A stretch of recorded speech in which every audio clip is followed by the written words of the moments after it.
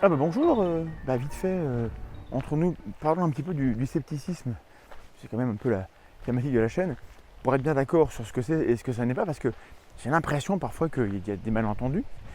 Alors c'est pas grave, hein, on a le droit de pas être d'accord, mais le scepticisme, c'est l'art du doute. C'est le fait de douter que quelque chose est vrai en l'absence de preuves, et donc c'est suspendre son jugement. Et c'est pas toujours évident, mais on essaye. Et ça ne doit pas être pris. Alors,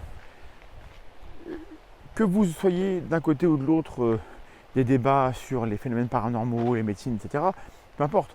Le scepticisme, il ne faut pas le comprendre, le percevoir comme une négation de quelque chose. Alors, si, c'est la négation du fait que quand vous dites que vous avez une preuve et qu'on regarde et qu'on pense qu'il n'y a pas de preuve, du coup on vous dit non, il n'y a pas de preuve.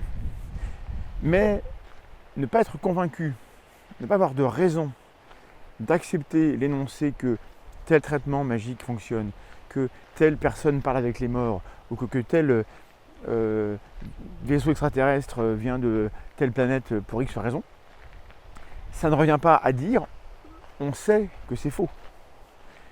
Ne pas avoir de raison suffisante de croire quelque chose permet de ne pas y croire, donc d'être sceptique par rapport à l'énoncé. Ça ne veut pas dire qu'on affirme que ce que vous dites est faux. Et parce qu'on n'affirme pas que ce que vous dites est faux, on n'a pas à prouver quoi que ce soit. Par contre, si vous voulez aller au-delà du scepticisme et dire à des gens qui prétendent des choses, ce que vous dites, c'est pas la vérité, c'est absolument faux, on peut le faire.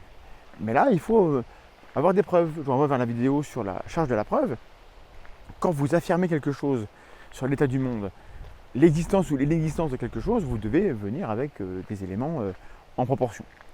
Et le scepticisme, de base, c'est pas ça. Alors vous avez le droit de ne pas être sceptique dans chaque aspect de votre vie. Moi-même, je ne suis pas zététicien H24, 7 jours sur 7.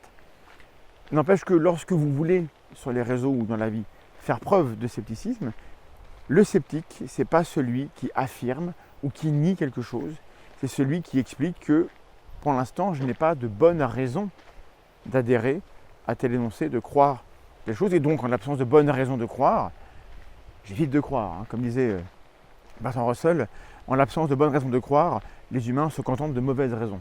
Bon, et nous, on essaye d'avoir une ligne où les mauvaises raisons, qui ne sont pas suffisantes, on ne s'en satisfait pas. Et c'est tout. Donc, c'est censé être une démarche humble.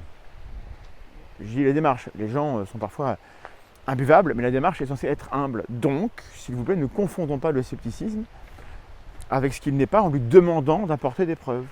Je n'ai pas à apporter des preuves de l'inexistence de Ashtar Shiran dans sa flotte intergalactique. J'ai juste à dire, moi, je trouve que l'hypothèse est vachement coûteuse et je n'ai pas de bonne raison de croire que c'est vrai.